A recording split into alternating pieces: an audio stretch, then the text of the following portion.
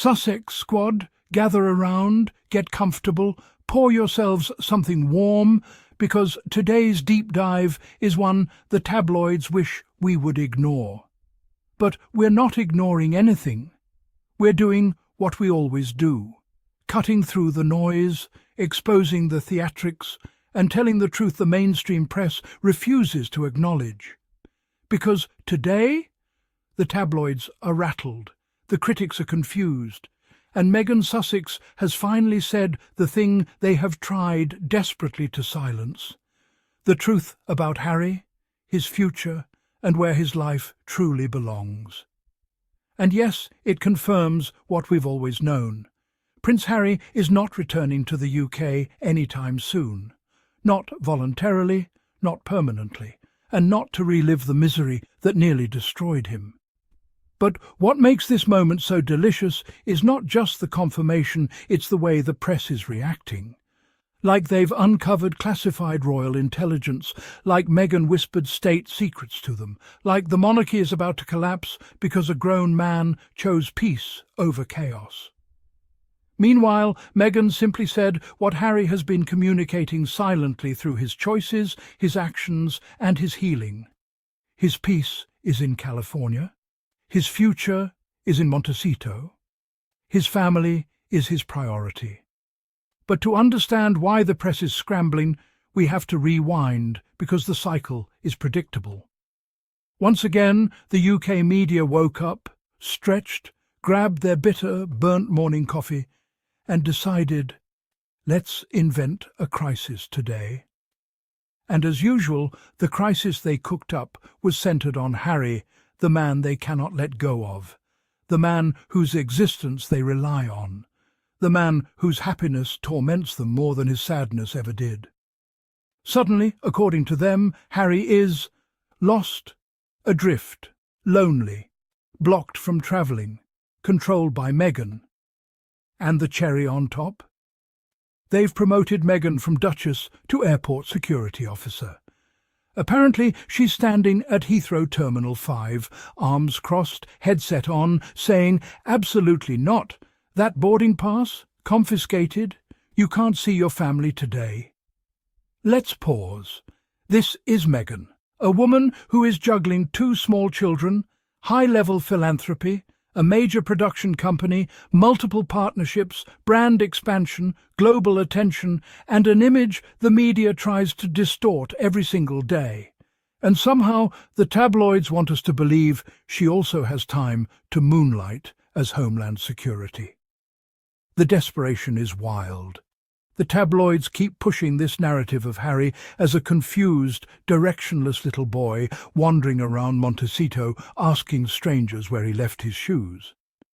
This is the same Harry who served 2 tours in Afghanistan, built the Invictus Games, from nothing walked away from a toxic institution, sued the press and won, moved across the world, wrote a best-selling memoir that broke global records, launched multi-million-dollar projects, built new philanthropic initiatives, raised 2 beautiful children, and rebuilt his entire life from the ground up.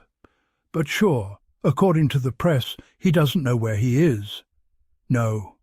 The only ones who are lost are the tabloids, lost in their obsession, lost in their bitterness, lost without their favourite punching bag, a punching bag who finally got up and walked away.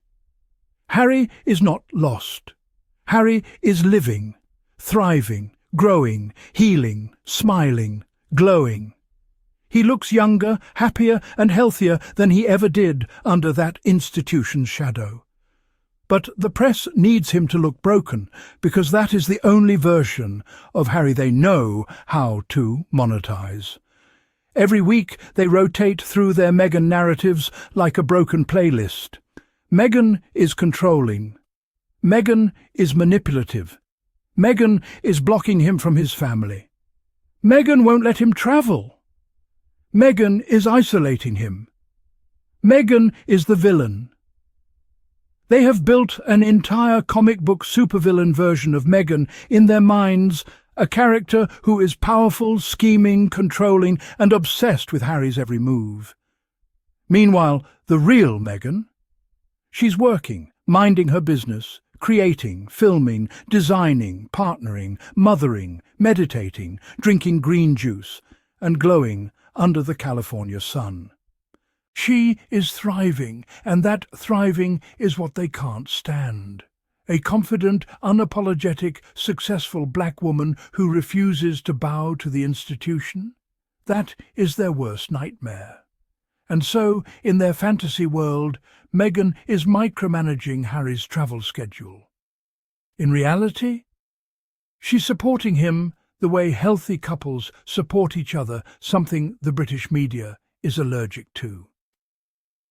Then we have the Christmas storyline. The tabloids claimed Harry desperately wants to come home for Christmas, but Meghan forbids it. According to them, he's standing outside Buckingham Palace with a sad little gift box, whispering, "Please, let me in." Meanwhile, Meghan flies down like some Marvel villain shouting, "Denied!" It's laughable. And the tabloids wrote it with full cinematic drama, like they were writing an episode of EastEnders. Here's the truth. If Harry wants to spend Christmas in the UK, he will. If he wants California sunshine with Meghan and the kids, he will. If he wants to be in the backyard playing with Archie and Lily, he will. Harry is not restricted. Harry is not controlled. Harry is choosing peace, something unfamiliar to the press who has only ever known chaos. Choosing California over cold winds and aggressive paparazzi isn't homesickness. It's common sense. The real root of their panic is this. Harry is glowing, radiant, rested, hydrated, healthy, joyful, free. He is not the miserable, broken character they manufactured. He is not the fragile puppet they tried to portray.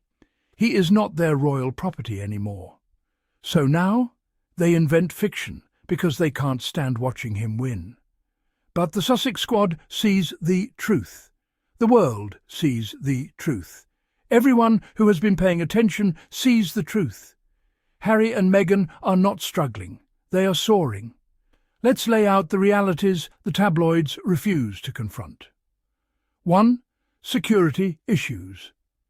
Harry will not risk his life or his children's lives without guaranteed protection, and the UK refuses to give him that. 1. Toxic media environment. Every breath he takes becomes tabloid bait. They do not want Harry, they want the chaos around Harry. 1. Family dynamics.